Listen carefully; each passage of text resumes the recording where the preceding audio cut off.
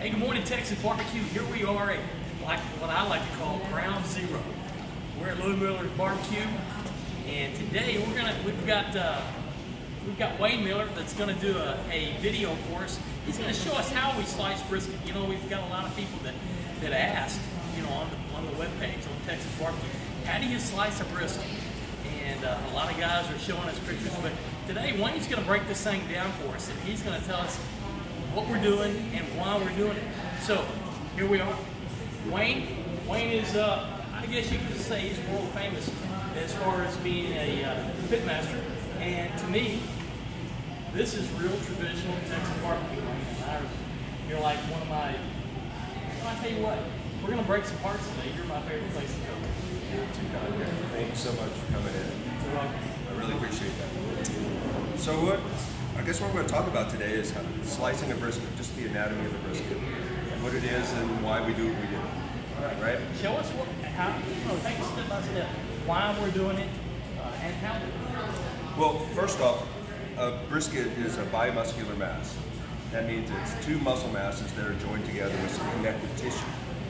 In the case of a brisket, we have this muscle, which is called the flat. It's actually a lower underneath pectoral muscle. This top dome section, the marble section, which we call the point, is this upper pectoral muscle. Now, the reason that this became barbecue, became Texas, the national flag of Texas barbecue, was it was peasant. Right. Nobody really wanted it.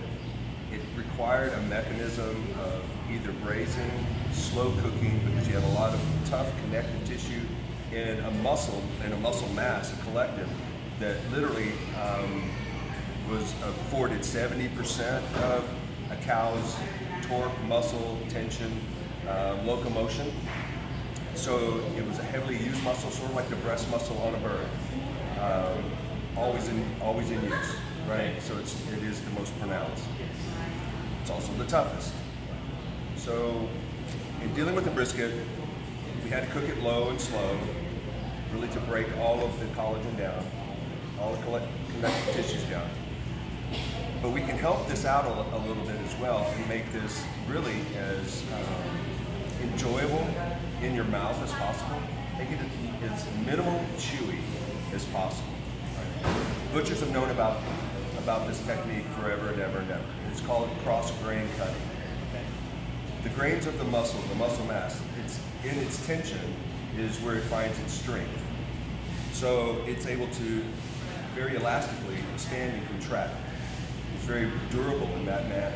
But if you can cut across that section, you don't have that elasticity to deal with. So you actually are going to break down the muscle into little cubes of such when you slice against that muscle grain. So in slicing brisket, you have two different grains that are running. You have this point section where the grains are really running away from you. They're running perpendicular to you when it's at you broad base. So they go like this. The flat has grains that run at about 45. This makes the flat very, it makes it more flexible in how you can carve it. The only way you don't want to carve it is with the grain itself. You can literally carve it at a 45 which is flush with the front end, and go back and cut these at 45. And because the muscles are so small and tight, a 45-degree cut is still going to leave you a bite size about that wide, even with a slice size that wide. You can start at the end and go completely perpendicular and minimize the length of the muscle grain that you're holding in each slice.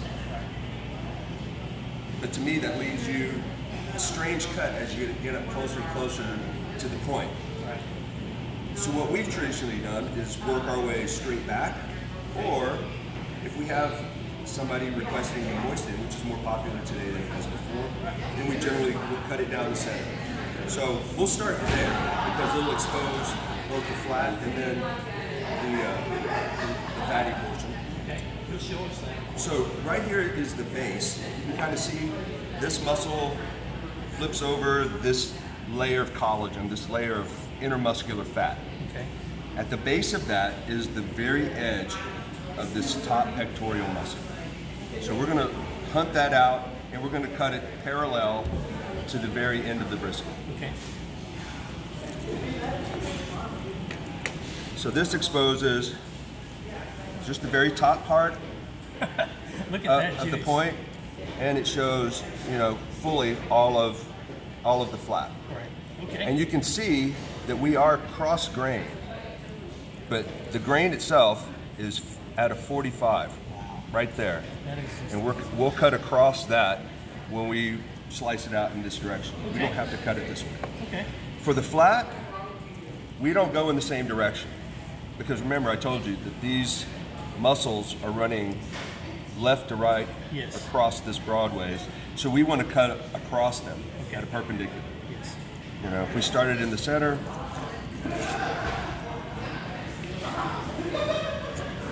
right here, we're across all of these muscles.